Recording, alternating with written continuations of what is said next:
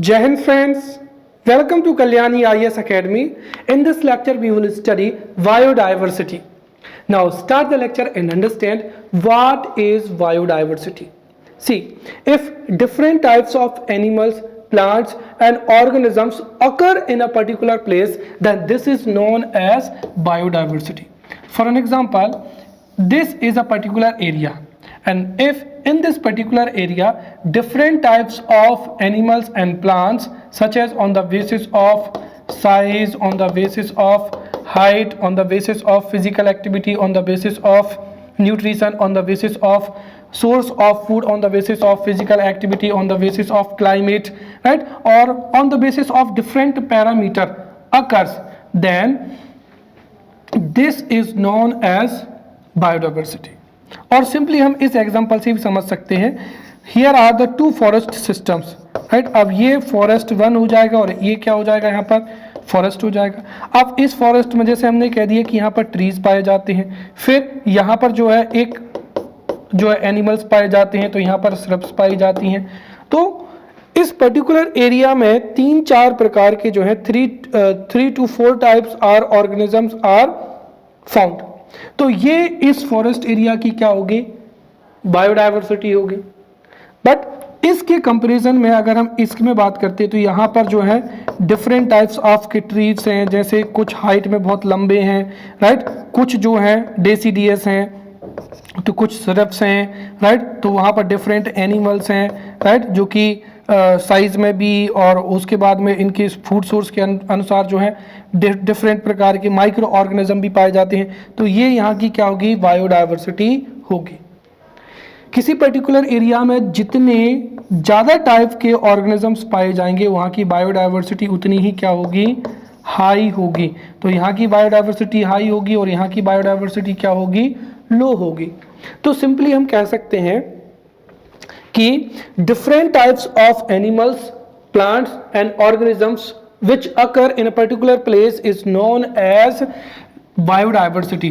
Or in other words we can say that, right, variabilities, right, variabilities among plants, animals and microorganism species in a natural region is known as biodiversity. So this is the simple definition.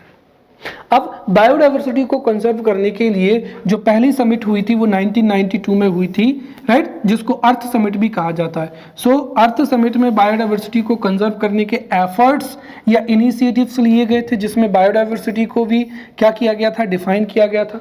तो according to Earth Summit 1992, biodiversity is the variation among living organisms from different sources including terrestrial, marine, desert ecosystem and the ecological complexes of which they are a part.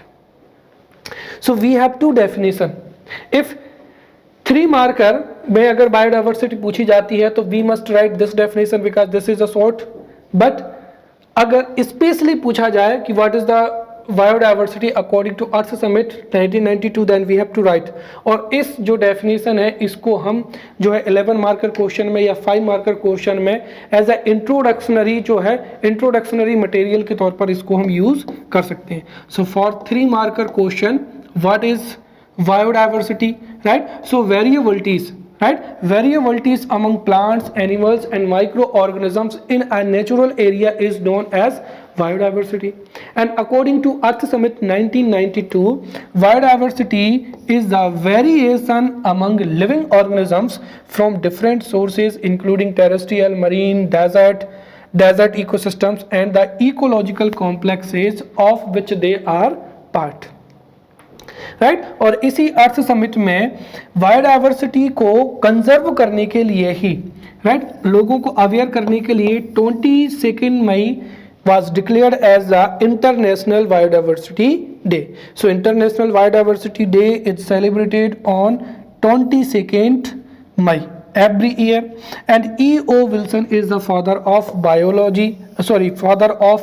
Biodiversity. So ये दो जो हैं आपको 3 marker के लिए याद रखना है, right. E.O. Wilson is the father of biodiversity, right. And international biodiversity day is celebrated on 22nd May. Right. Now we will study types of biodiversity. तो 3 मार्कर में ये पूछा जा सकता है कि what are the types of biodiversity, simple genetic, species and ecological biodiversity. या फिर 11 मार्कर में पूछा जा सकता है what is biodiversity and what are the different types of biodiversity. या फिर 5 मार्कर में पूछा जा सकता है कि what is species biodiversity. Right. So we will study the different types of, now we will study the different types of biodiversity. ठीक है, जिसमें पहला कौन सा हो जाएगा यहाँ पर, जेनेटिक बायोडाइवर्सिटी. अच्छा, अगर 5 मार्कर में केवल और केवल ये पूछा जाए, right, what are the different types of biodiversity, तो हमको वहां पर जो है शॉर्ट में बायोडाइवर्सिटी के टाइप को एक्सप्लेन करना होगा. राइट. सो शॉर्ट में मैं आपको बता रहा हूं, if this is asked as a what are the types of biodiversity as a 5 marker question, then we can answer. See, so there are 3 types of biodiversity: species biodiversity, genetic biodiversity and ecological biodiversity. What is species biodiversity? See, the variety of different type of species, right, found in a particular area.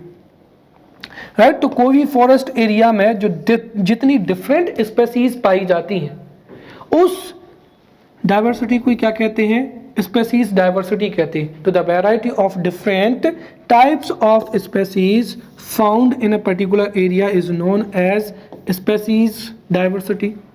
Right. Now what is genetic diversity? तो the variations among the genetic resources, right, the variations among the genetic resources of the organisms is known as genetic diversity. Now the third is ecological diversity.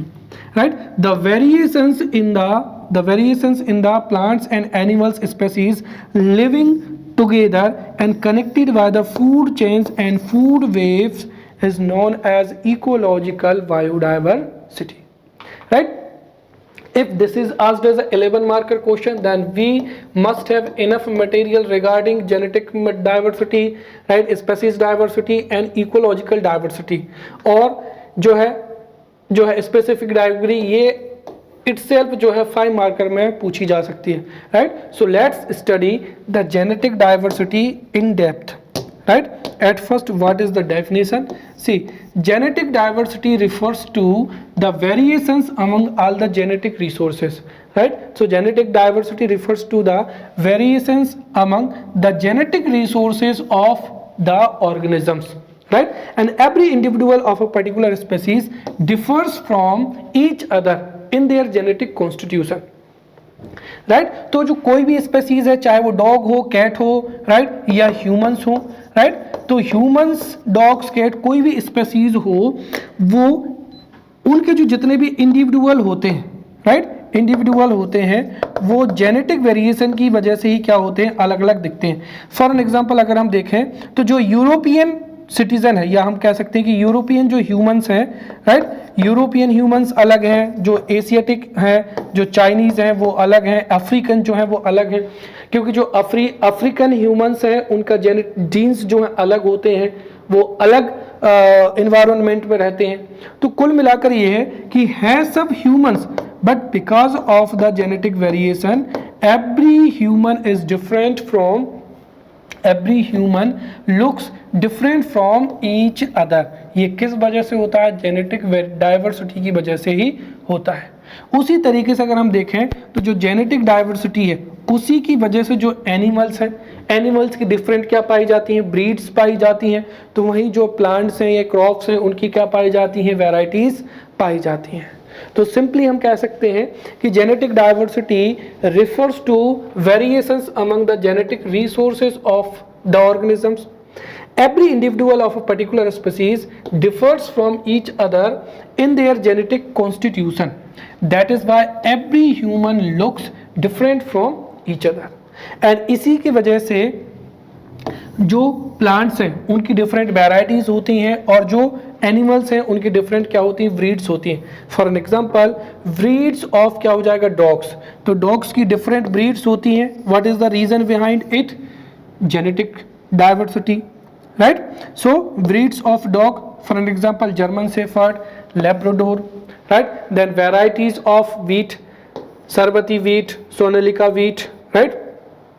Pusmalvi wheat, varieties of paddy, Luna Sri, Gori, Padma, Jaya, right? Then varieties of Arhar, right? Bahar, Paras, right? Malviya, and क्या हो जाएगा यहाँ पर, Miracle हो जाएगा, right?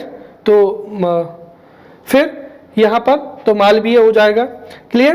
अब अगर हम देखें तो ब्रीड्स ऑफ काउ हो जाएगा, तो क्या हो जाएगा, जर्सी हो जाएगा, राइट? जर्सी, आफ्टर दैट यहाँ पर साहिवाल, एंड क्या हो जाएगा, मालवी हो जाएगा।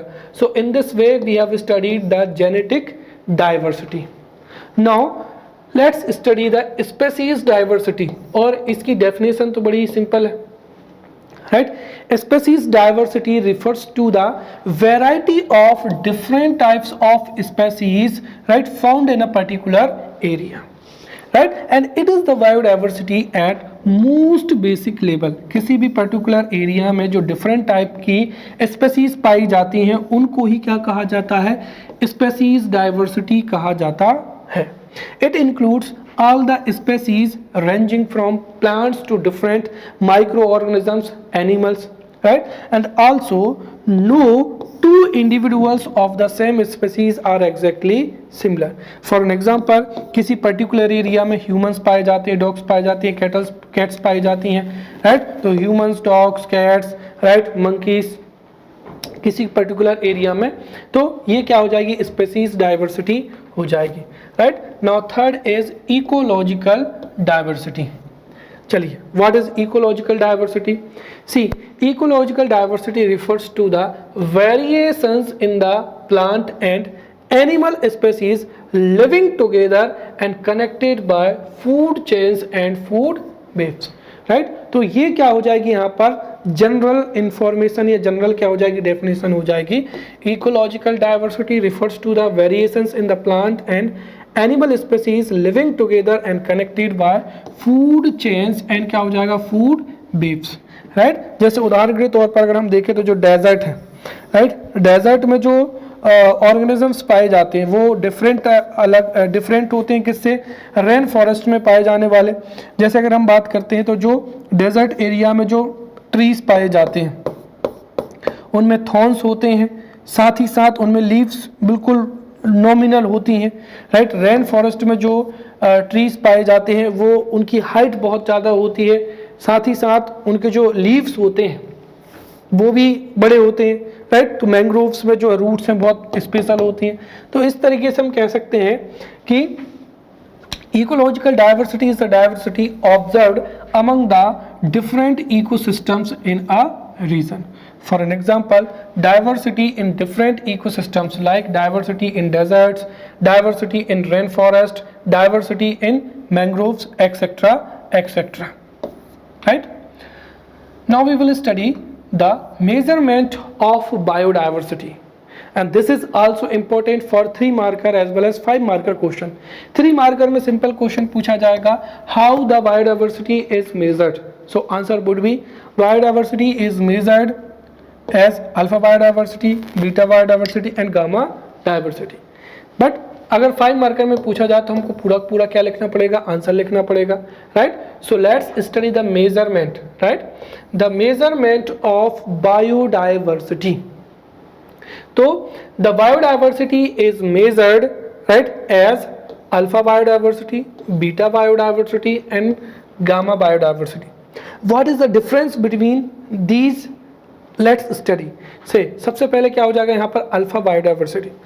सो alpha biodiversity refers to the diversity of species found in a particular area of ecosystem, right. For an example this is the diagram, right. अब यहाँ पर अगर हम देखें तो ये पर्टिकुलर एरिया हो जाएगा, इस पर्टिकुलर एरिया में 1 2 3 4 यहाँ पर 4 टाइप ऑफ प्लांट्स पाए जाते हैं। तो यहाँ की जो डाइवर्सिटी है वो कितनी होगी, 4 होगी, clear. So simply alpha biodiversity refers to the diversity of species found in a particular area of ecosystem.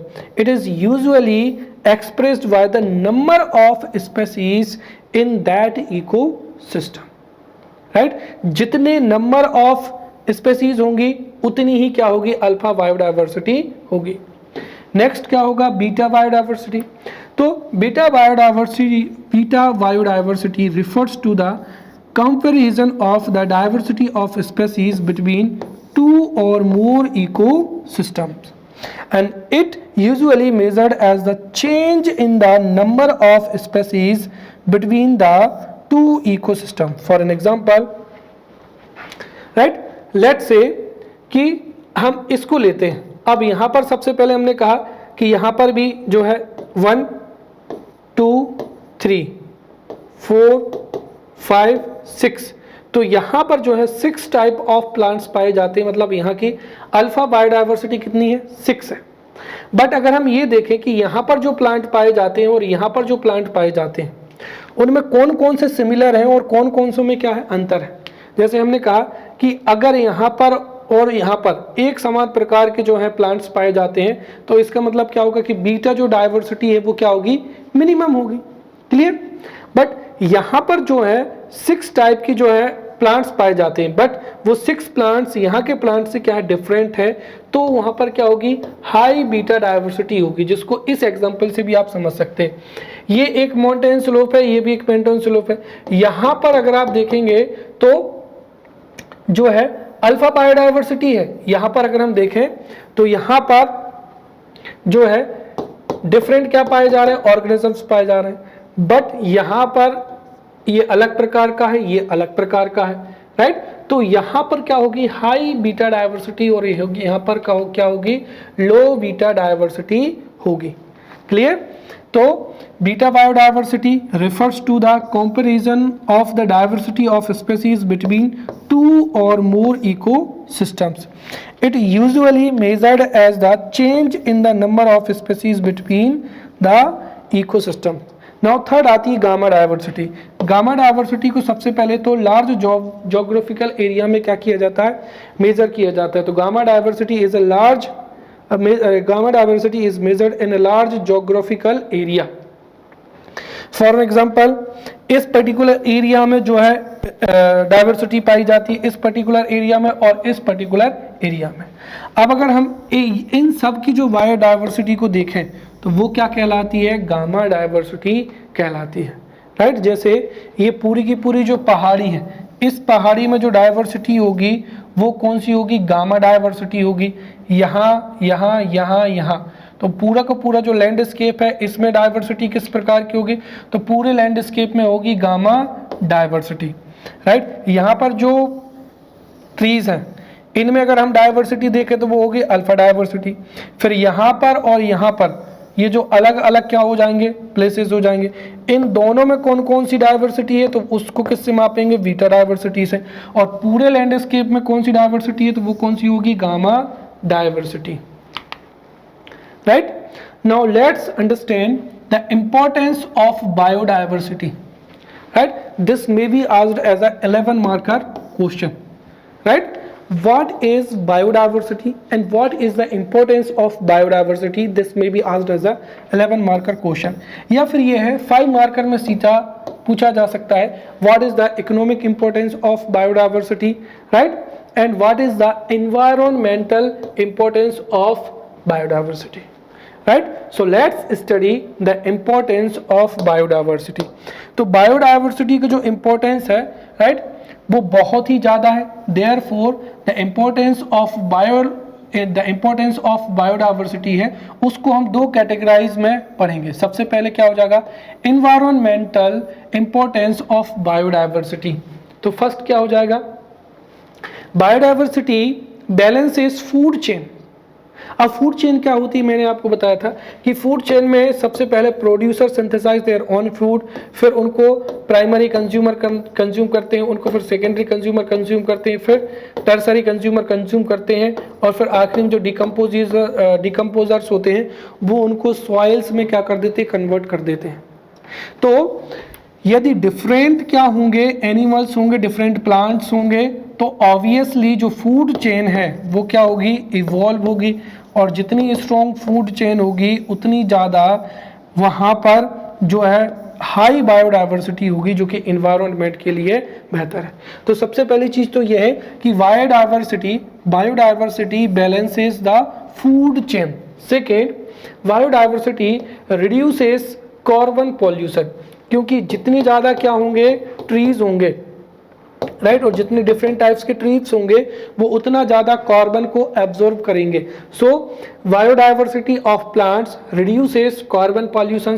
Then third, balancing water cycle, right. तो जो ट्रीज होते हैं वो क्लाउड्स को अट्रैक्ट करते हैं, और ट्रीज और different plants plays an important role in the precipitation और rainfall.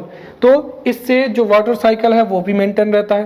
Then storage and recycling of nutrients, तो डिफरेंट जो प्लांट्स हैं, एनिमल्स हैं, वो न्यूट्रिएंट्स को स्टोर करते हैं। तो डिफरेंट माइक्रो ऑर्गेनिजम्स जो है वो डेड ऑर्गेनिक मैटर को न्यूट्रिएंट्स में कन्वर्ट कर देते हैं। देन मेंटेनेंस ऑफ क्या हो जाएगा, इकोसिस्टम हो जाएगा, राइट। तो जो डिफरेंट प्लांट्स हैं या एनिमल्स हैं, राइट, वो पूरे के पूरे इकोसिस्टम का मेंटेनेंस में अपना इंपॉर्टेंट रोल प्ले करते हैं।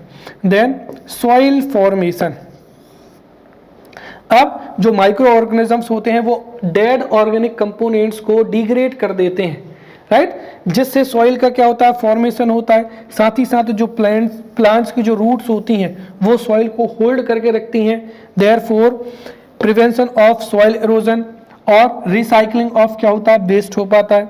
नेक्स्ट हो जाएगा decomposing micro organism turns the remains of plants and animals into soil. तो जो डिकम्पोजर्स होते हैं वो प्लांट्स और एनिमल्स के रिमेन्स को सॉइल्स में क्या कर देते हैं, कन्वर्ट कर देते हैं। And some plants protect the living world from harmful chemicals, तो जो हार्मफुल केमिकल्स होते हैं उनको एब्जॉर्ब कर लेते हैं और उनसे प्रोटेक्ट करते हैं। सो this is the environmental, right. अगर बायोडाइवर्सिटी होगी तो उससे इन्वायरमेंट जो है हमारा अच्छा होगा, right. So this is the environmental importance. Now second, economic importance, right. अब ह्यूमंस के लिए बायोडाइवर्सिटी क्यों इंपॉर्टेंट है, तो ये क्वेश्चन यहाँ पर थोड़ा टिपिकल भी आ सकता है कि why is the biodiversity important for humans, तो वो आप इकोनॉमिक इंपॉर्टेंस से ही समझ सकते हैं। पहली चीज ये है कि देखिए कि there are different animals, different plants and different organisms, right, which occurs in the earth, और उनसे ह्यूमंस डिफरेंट टाइप्स के जो प्रोडक्ट्स है वो ऑब्टेन करता है, और इस वजह से जो है डेवलपमेंट में बायोडाइवर्सिटी का इंपॉर्टेंट रोल प्ले होता है, राइट। तो पहला पॉइंट तो यही हो जाएगा कि biodiversity leads to the growth of large number of products. अगर हाई बायोडाइवर्सिटी होगी so there would be a large number of products, जिससे डेवलपमेंट होगा। Second, many living beings including humans mainly depend on plant species to meet their food requirement. अगर different biodiversity होगी तो leaves है, fruits हैं, right, fruits हैं, food grains हैं, उनसे जो फूड रिक्वायरमेंट है वो फुलफिल हो पाएगी। Third, biodiversity as a source of food supply is one of the accumulated capital on the earth. अगर बायोडाइवर्सिटी नहीं होगी तो जो एनिमल्स हैं या स्पेशली जो हर्बीवोर्स हैं, स्पेशली जो हेट्रोट्रोफ्स हैं, जो कि अपनी फूड के लिए दूसरों पर डिपेंड है, वो तो क्या हो जाएंगे, उनकी तो डेथ हो जाएगी। Therefore biodiversity as a source of food supply, ये one of the accumulated capital है, कहाँ पर, अर्थ पर। Next, biodiversity is also great importance because of it medicinal properties, right.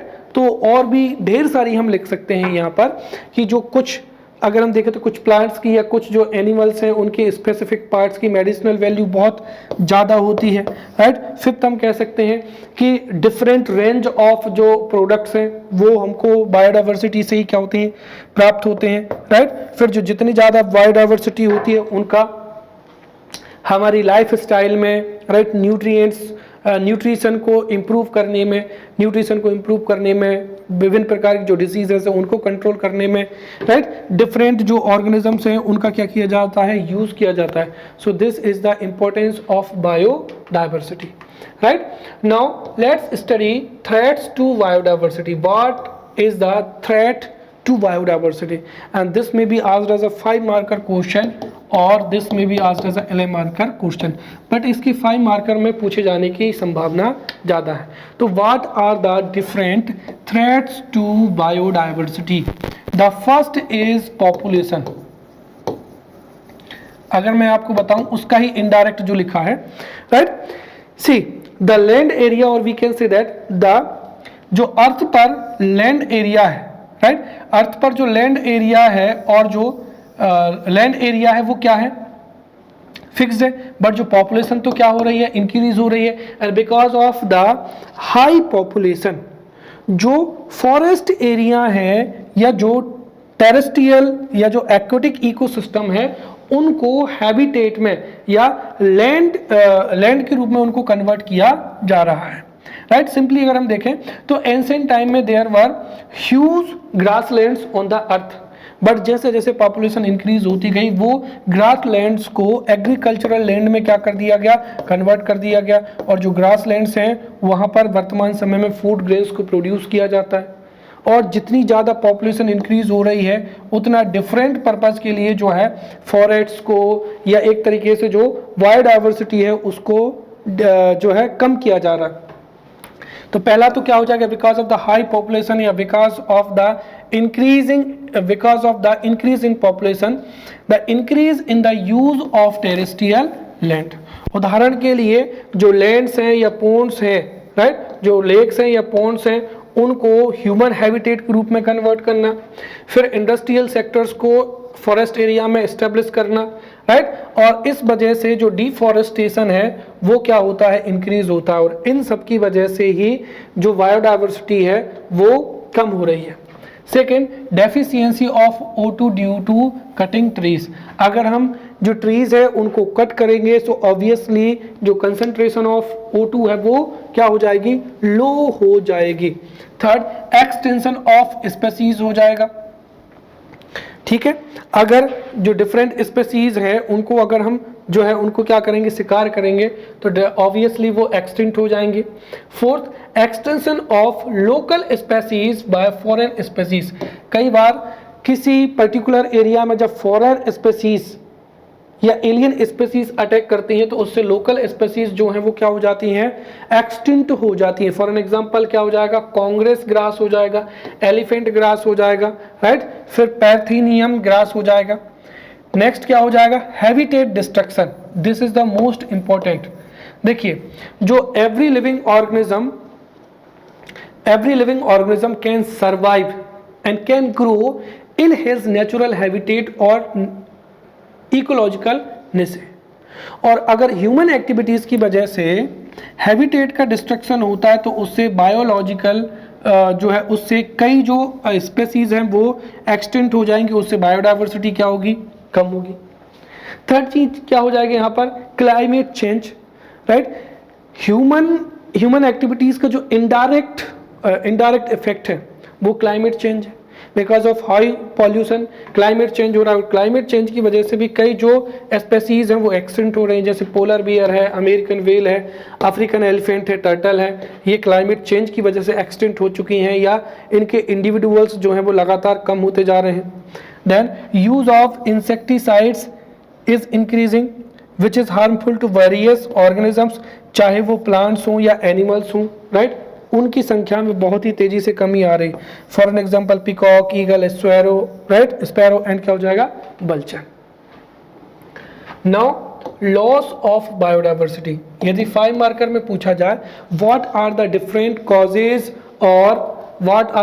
Causes और reasons for the loss of biodiversity, तो ये exam में पूछा जा सकता है। सो let's study the loss of biodiversity, and there are different reasons and different causes for the loss of biodiversity, right। जो जितने भी causes हैं उनको हम दो में categorize कर सकते हैं, right।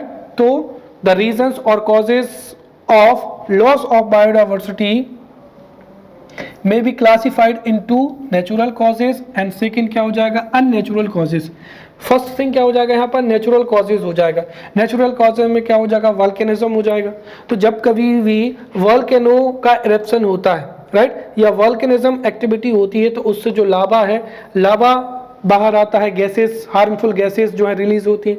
तो because of the volcanism activity lava comes out and because of this lava जो लोकल प्लांट्स होते हैं या स्पीसीज होती हैं वो उनकी डेथ हो जाती है।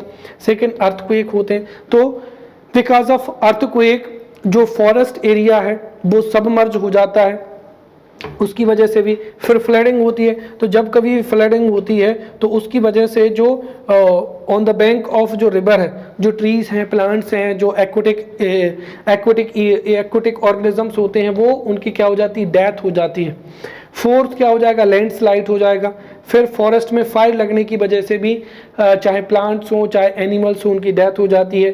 फिर डिसीजेस, राइट, जैसे जो है यहाँ पर हो जाएगा फ्लू, बर्ड फ्लू हो जाएगा। बर्ड फ्लू की वजह से जो है बहुत ज़्यादा मात्रा में जो चिकन्स हैं उनको डिसीजेज होती है। उसी तरीके से अगर हम देखें तो जो वल्चर्स हैं वो डिक्रीज हो रहे हैं। फिर को एक्सटेंशन, राइट, यदि एक स्पेसीज क्या होती है, इफ वन स्पेसीज एक्सटिंक्ट हो जाती है उसकी वजह से अनदर स्पेसीज भी क्या हो जाती है, एक्सटिंक्ट हो जाती है। So because of these natural causes जो बायोडाइवर्सिटी है उसका लॉस होता है। बट अगर हम देखें तो नेचुरल कॉजेज से बायोडाइवर्सिटी में लॉस होता है, नो डाउट, बट ये किसी भी स्पेसीज के एक्सटिंक्ट होने के लिए रिस्पॉन्सिबल नहीं होता है। या हम ये कहें कि एक तरीके से जो नेचुरल कॉजेज का रेशियो रहता है वो हार्डली 10% रहेगा, हार्डली।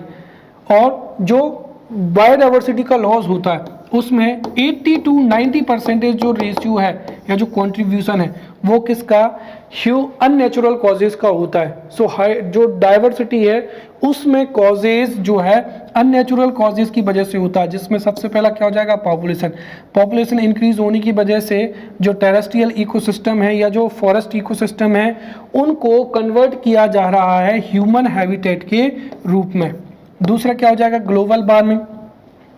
ग्लोबल वार्मिंग की वजह से क्लाइमेट चेंज, ग्लोबल वार्मिंग की वजह से जो है ग्लोबल वार्मिंग की वजह से भी जो है डिफरेंट टाइप की जो स्पेसीज हैं, राइट, वो सर्वाइव नहीं कर पा रही हैं। जैसे पोलर बियर हो जाएगा, because of the high temperature जो कई डिफरेंट स्पेसीज ऑफ प्लांट्स हैं या एनिमल्स हैं वो सर्वाइव नहीं कर पा रही हैं। देन डिस्ट्रक्शन ऑफ हैबिटेट है, राइट, सिंपली डिफरेंट जो डेवलपमेंटल प्रोजेक्ट्स होते हैं और जब उन डेवलपमेंट प्रोजेक्ट्स के तहत ब्रिजेस को, डैम्स को, राइट, डैम्स को, बिल्डिंग्स को फॉरेस्ट एरिया में जो है या रिवर्स पर कंस्ट्रक्ट किया जाता है तो उससे डिफरेंट ऑर्गेनिजम्स के हैबिटेट्स क्या हो जाते हैं, डिस्ट्रक्ट हो जाते हैं, जिससे वो जो स्पेसीज हैं वो एक्सटिंक्ट हो जाती हैं। Then expansion of agriculture and industries in forest areas. फिर इलीगल हंटिंग होती है जिसकी वजह से भी डिफरेंट जो स्पेसीज हैं वो एक्सटिंक्ट हो जाती हैं। इंट्रोडक्शन ऑफ फॉरेन स्पेसीज हो जाएगा और क्या हो जाएगा, over exploitation. So these are the causes और reasons behind the loss of biodiversity. Now let's study the areas of high concentration of biodiversity. Biodiversity कहाँ पर ज़्यादा होती है, तो areas of high concentration of biodiversity, right? तो areas of concentration of biodiversity। अब देखिए हाई बायोडाइवर्सिटी के लिए जो है 2-3 फैक्टर्स रिस्पॉन्सिबल होते हैं। एक तो टेम्परेचर है, फिर दूसरा क्या हो जाएगा, रेनफॉल हो जाएगा और तीसरा क्या हो जाएगा, soil या habitat. So if there is a enough temperature, enough rainfall and there is a nutritious soil, तो definitely वहाँ पर जो terrestrial ecosystem है वो क्या होगा, डेवलप होगा और वहाँ पर जो बायोडाइवर्सिटी है वो भी क्या होगी, अच्छी होगी, राइट। तो इसी के आधार पर हम कह सकते हैं कि on the basis of distribution of temperature, rainfall, right, and other physical conditions, जो बायोडाइवर्सिटी का कंसंट्रेशन है उसको हम 4 में क्या कर सकते हैं, क्लासीफाई कर सकते हैं, right. Places where there is a high biodiversity, medium biodiversity, low biodiversity and very low biodiversity. तो places where there is a high biodiversity उसमें पहला क्या हो जाएगा, ट्रॉपिकल फॉरेस्ट हो जाएंगे। अभी मैंने बताया था कि जो ट्रॉपिकल फॉरेस्ट हैं उनके लिए रेनफॉल और temperature through out the year available होता है, इसीलिए ट्रॉपिकल फॉरेस्ट में जो बायोडाइवर्सिटी है वो हाई होती है. So tropical forest, tropical sea area, coral reefs and wetlands are the places where there is a high biodiversity. फिर जो मॉनसून स्टेट होते हैं जहाँ पर मॉनसूनी रेनफॉल होता है और जो ग्रासलैंड्स होते हैं वहाँ पर मीडियम बायोडाइवर्सिटी होती है. तो वहीं जो सब पोलर डेजर्ट एरियाज हैं, जो सब पोलर डेजर्ट रीजन्स हैं, वहाँ पर लो क्या होती है, बायोडाइवर्सिटी होती है. और वहीं पर जो सब पोलर स्नो एरियाज हैं जहाँ पर टेम्परेचर क्या होता है, मिनिमम होता है, राइट. यहाँ पर सब पोलर डेजर्ट एरिया में रेनफॉल भी मिनिमम होता है और टेम्परेचर भी मिनिमम होता है, इसलिए क्या होती है, लो बायोडाइवर्सिटी होती है. और जो पोलर है, राइट, सब पोलर स्नो एरियाज जहाँ पर जो एरियाज हैं वो स्नो से क्या होते हैं, कवर होते हैं, वहाँ पर क्या होती है, मिनिमम बायोडाइवर्सिटी या वेरी लो बायोडाइवर्सिटी होती है. Now let's study the conservation of biodiversity, right. देखिए, because of the increase in population as well as because of the increase in land use, जो बायोडाइवर्सिटी है वो डिक्रीज होती जा रही है, राइट. और उसको कंजर्व करने के लिए बहुत ही जो है इनिशिएटिव्स लिए जाने हैं. उनमें से हम कुछ इनिशिएटिव्स को पढ़ेंगे. सो let's study the conservation of biodiversity. और ये 11 मार्कर में पूछा जा सकता है. Convention on biodiversity, CBT is the most important, right. So let's study. अब यहाँ पर 3 मार्कर के लिए समझना, कंजर्वेशन ऑफ बायोडाइवर्सिटी, राइट. तो हमने ये तो समझ लिया है कि biodiversity is most important for humans as well as the environment itself. Therefore biodiversity must be conserved, right. अब बायोडाइवर्सिटी को कंजर्व करने का जो फर्स्ट एफर्ट था वो कब किया गया था, रियो डी जेनेरो में 1992 में, राइट. अगर आप देखेंगे तो जो स्टॉकहोम, अगर हम देखें तो वर्ल्ड में environment, right, to protect the environment, right, at a international level, जो स्टॉकहोम कॉन्फ्रेंस हुआ था 1972 में, to protect the environment, there was a Stockholm conference in 1972. और इसी स्टॉकहोम कॉन्फ्रेंस की जो 20th एनिवर्सरी थी, राइट, उस 20th एनिवर्सरी में अर्थ पर एनवायरनमेंट को प्रोटेक्ट करने के लिए एक समिट हुई थी जिसको ही रियो डी जेनेरो या अर्थ समिट के नाम से जाना जाता है, राइट.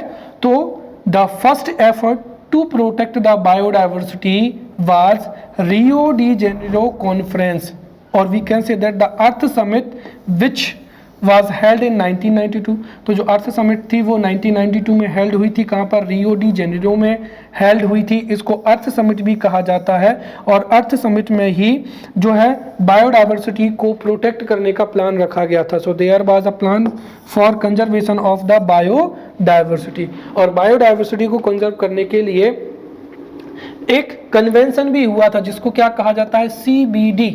तो convention on biodiversity 1992, this is the most important, right. This may be asked as a 5 marker question, ये आपको याद करना ही है, right.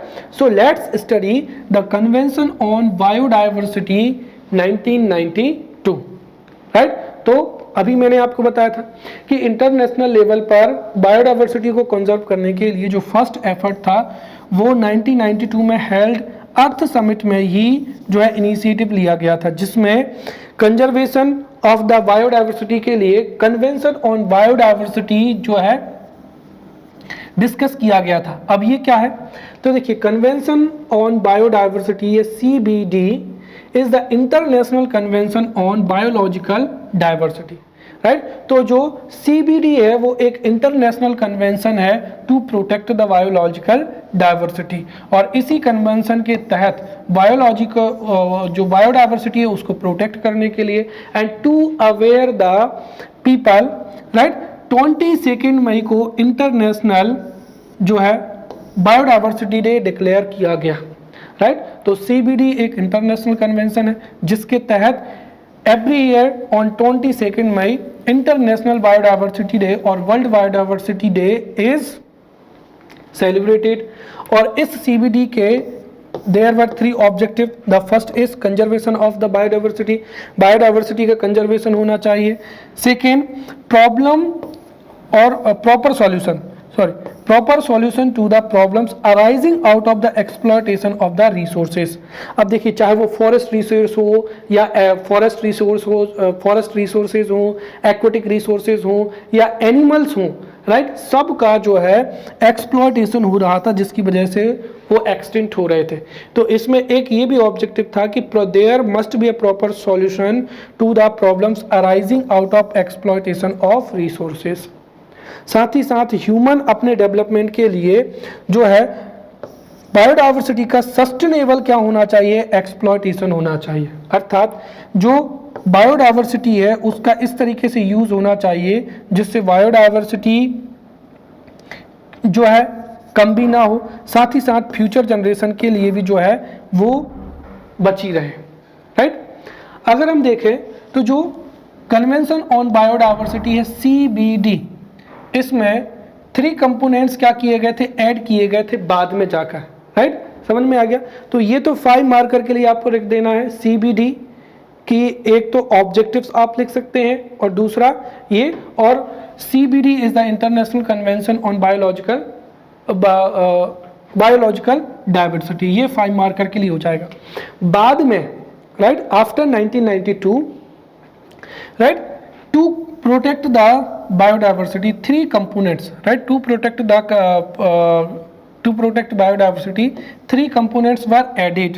The first is Cartagena protocol. और Cartagena protocol कब जोड़ा गया था, 2000 में इन पेरिस में. रिमेंबर CBD को कब जो है CBD कब एक्सिस्टेंस में आई थी, तो 1992 में, राइट. 1992 में जो CBD है वो इनेक्ट हुई थी, राइट. बट जो कार्टेजेना प्रोटोकॉल है वो कब आया था, 2000 में. इसको बाद में जोड़ा गया था. फिर नगोया प्रोटोकॉल को 2010 में, और नगोया प्रोटोकॉल में एम्फेसिस दिया गया था एक्सेस एंड बेनिफिट शेयरिंग में, और इसी में IG टारगेट्स जो है रखे गए थे 2010 में. तो एक तरीके से जो कार्टेजेना प्रोटोकॉल है 2002, ये भी रिलेटेड है CBD से. Nagoya protocol 2010, this also related to CBD. फिर IG targets are also related to Convention on Biodiversity जिसको 2010 में लाया गया था. अब ये तीनों क्या है, इनको हम वन वन करके जो है वन बाय वन समझेंगे. तो सबसे पहला क्या हो जाएगा, कार्टेजेना प्रोटोकॉल, और बायो सेफ्टी क्या हो जाएगा, एग्रीमेंट हो जाएगा.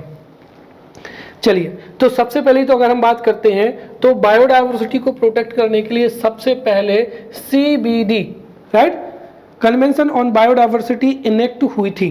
फिर लेटर इसके लिए पेरिस में 2000 में क्या हुआ था, इनेक्टमेंट हुआ था. इसमें 130 कंट्रीज ने क्या किया था, पार्टिसिपेट किया था.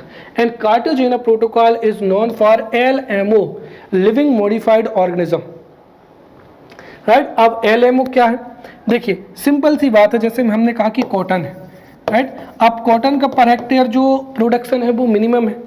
अगर हम किसी भी वजह से अगर कॉटन के जीन्स में चेंज कर दें तो उससे कॉटन की क्या होगा, प्रोडक्शन तो बढ़ जाएगा. But because of this many environmental problem में अराइज, और यही हुआ है. जो BT कॉटन है उसकी वजह से क्या हुआ कि उसके जो पोलन्स थे, जब वो दूसरी उसके पोलन्स जो थे वो हार्मफुल थे, और उसके यूज से जो अदर स्पीसीज थी वो क्या हो गई थी, अदर स्पीसीज एक्सटिंक्ट हो गई थी. तो इस तरीके से जो कार्टेजेना प्रोटोकॉल है उसमें 130 कंट्रीज ने पार्टिसिपेट किया था. एग्रीमेंट हुआ था पेरिस में 2002 में, और इसका फर्स्ट ऑब्जेक्टिव क्या था, to monitor the biodiversity crisis arising out of LMO, living modify organisms. तो जो लिविंग मॉडिफाई ऑर्गेनिजम्स से जो बायोडाइवर्सिटी में लॉस होता है, चाहे वह किसी भी एनिमल का क्लोन हो या किसी भी क्रॉप की हाई यील्ड वैरायटी हो, उससे भी क्या होते हैं, जो भी क्राइसिस होता है उसको मॉनिटर करने का जो एफर्ट था वो कार्टेजेना प्रोटोकॉल में किया गया. तो to monitor the biodiversity crisis arising out of LMO, और जो लिविंग मॉडिफाइड ऑर्गेनिजम्स थे उनको एक्सोटिक स्पीसीज में रखा गया जो कि बायोडाइवर्सिटी को क्या कहते हैं, बायोडाइवर्सिटी के लिए हार्मफुल होती हैं. एंड यहाँ पर आप ये भी याद रखें कि living modified organism is the fourth major factor which is destroying the biodiversity, right? Next is Nagoya Protocol, right? Nagoya Protocol is related to biodiversity, और ये अपने आप में 5 मार्कर में पूछा जा सकता है, what is Nagoya Protocol, right? So first thing is that Nagoya Protocol is related to the conservation of biodiversity, right? And this is a biodiversity conservation protocol. जो Nagoya Protocol है ये 2010 में इनेक्ट हुआ था, और कहाँ पर? जापान में। और इस नगोया प्रोटोकॉल पर India signed this protocol on 11 मई 2011। तो इंडिया ने कब साइन किया? 11 मई 2011 को। What were the objectives of Nagoya protocol? तो ABS, access and benefit sharing, right? The main focus point of Cartagena protocol is LMO, right? Living modified organism, and the objective of Nagoya Protocol is the ABS, access and benefit sharing। देखिए access and benefit sharing क्या है कि international level पर ऐसे efforts किए जाने चाहिए कि जो बायोडाइवर्सिटी है, राइट? बायोडाइवर्सिटी के जो जितने भी जेनेटिक प्रोडक्ट्स हैं उन तक सबका एक्सेस क्या हो? इजी हो, ताकि every portion of the society could utilize और could benefit from these genetic products. तो सबसे पहली चीज़ तो ऐसे इनिशिएटिव्स लेना ताकि जो जेनेटिक प्रोडक्ट्स हैं वो सबके लिए एक्सेसिबल हो, ताकि जो जितने भी ह्यूमंस हैं उनके लिए जो जेनेटिक प्रोडक्ट्स हैं वो इजीली अवेलेबल हो। फिर इसमें दूसरा ऑब्जेक्टिव ये रखा गया था कि हमको बायोडाइवर्सिटी को प्रॉपरली यूटिलाइज करना है ताकि हमारी जो नीड है वो भी फुलफिल हो जाए और बायोडाइवर्सिटी का लॉस भी ना हो। और तीसरा ऑब्जेक्टिव था कि बायोडाइवर्सिटी का क्या करना? कंजर्वेशन करना, राइट? इसी कॉन्फ्रेंस में अगर हम ये देखें तो जो नगोया प्रोटोकॉल था, in this conference strategic plan for 2011 to 2020, जो बायोडाइवर्सिटी डिकेड था, तो 21 से 2020 के लिए जो डिकेड है उसमें बायोडाइवर्सिटी को प्रोटेक्ट करने के लिए 20 टारगेट्स जो है डिसाइड किए गए थे, which were known as Aichi target. अब आईची टारगेट जैसे जो कोरल रीफ्स हैं, the coral reefs has to be protected, 17.7% of the world lands area to be protected, 10% of the oceans of the world have to be protected. तो ये जो 20 targets हैं इनको ही क्या कहा जाता है? आईची टारगेट्स कहा जाता है, right? Now let's talk about the biodiversity act 2002, right? अब जो बायोडाइवर्सिटी एक्ट है ये इंडिया का है। सबसे पहली चीज तो ये कि the biodiversity act 2002 was passed by the parliament और enacted by the government of India to fulfil the contracts of the CBD, राइट? जो कन्वेंशन ऑन बायोलॉजिकल डाइवर्सिटी है, राइट? CBD। तो convention on biodiversity, convention on biodiversity CBD। तो convention on biodiversity की जो जितने भी रूल्स थे, रेगुलेशंस थे, उनको जो है इनेक्ट करने के लिए जो है ये बायोडाइवर्सिटी एक्ट 2002 लाया गया था। So biodiversity act 2002 was brought in to fulfil the contracts of the CBD, राइट? और इसको इसलिए भी लाया गया था ताकि इंडिया में भी जो बायोलॉजिकल रिसोर्सेज उनको प्रोटेक्ट किया जाए, राइट? सो बायोडाइवर्सिटी एक्ट 2002 का जो ऑब्जेक्टिव था वो ये था कि to make the efforts for the conservation of biological resources, right? और इसके लिए एक अथॉरिटी भी बनाई गई थी जिसका नाम क्या है? National biological authority 2003 was establish. और ये जो नेशनल बायोडाइवर्सिटी अथॉरिटी 2003 है, ये इंडिया में बायोडाइवर्सिटी को क्या करती है? प्रोटेक्ट करती है, right? So in this way we have studied the basics of biodiversity. In the upcoming lecture we will study different topics regarding biodiversity. Till then, thank you.